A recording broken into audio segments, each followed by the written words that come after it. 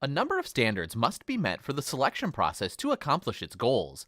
At a minimum, all parts of the selection process need to be reliable, valid, and unbiased.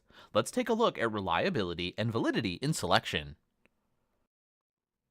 On the surface, these standards might seem easy to follow, but in fact, they're quite complex. Selection is about measuring the degree to which each applicant possesses the competencies required for the job. The precision of the measurement at each step will largely determine the success of the process. The measurements would be relatively easy if we had something equivalent to a tape measure to gauge the competencies of one applicant versus another. Unfortunately, there's no instrument that measures all of a job applicant's traits and skills with complete accuracy. There are, however, powerful tools that can help a manager predict the future job success of candidates. Before deciding which predictor to use, you must first understand how consistent the method of prediction is, measuring the reliability of the method, and how well it serves as a predictor of job success, which refers to the validity of the method. Reliability indicates how well a selection measure yields consistent results over time or across raters. The key word here is consistent. As an example, we all want a reliable car to drive. Just ask anyone who's had to call a tow truck from the side of the road. We want to be able to count on the car performing the same way each time we want to use it. We need reliable selection measures, just like we need reliable transportation. There are several types of reliability that are important to selection. Let's take a look.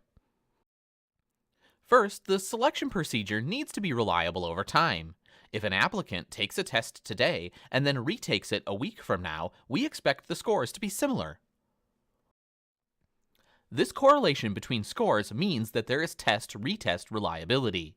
If the applicant studied the subject matter between the two test administrations, or if the applicant remembered how he or she responded the first time and simply responds the same way the second time, the test scores would not necessarily be reliable. Second, selection procedures need to be reliable across raters.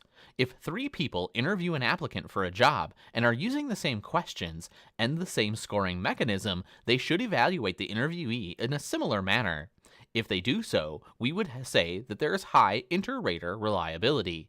Discrepancies among interviewer scores occur when interviewers have different expectations about how the questions should be answered or what the questions mean. The first question to ask when purchasing a test to use for employee selections relates to a test's reliability. How was the test developed? What were the demographics of the population used to assess that reliability? And what is the correlation coefficient, the measure of reliability for the test? If you are developing your own test, and keep in mind that even the interviews you conduct with candidates are a type of selection test, you need to make sure that the test is reliable. Reliability alone does not ensure that a selection method is going to predict success on the job. In other words, it is necessary, but not sufficient as an indicator of the usefulness of the test. Selection methods must also be valid. Validity is the extent to which a selection method measures what it's supposed to measure and how well it does so. A personality test should measure personality. An accounting test should measure accounting knowledge and skill. When we talk about validity, we're really focusing on how much evidence there is to support the conclusions that were made based on the scores of the selection measure. Simply stated, we are investigating the job-relatedness of the selection measure. In addition to being reliable and valid, selection measures also need to be unbiased. Unfortunately, bias often creeps in and compromises the fairness of selection processes.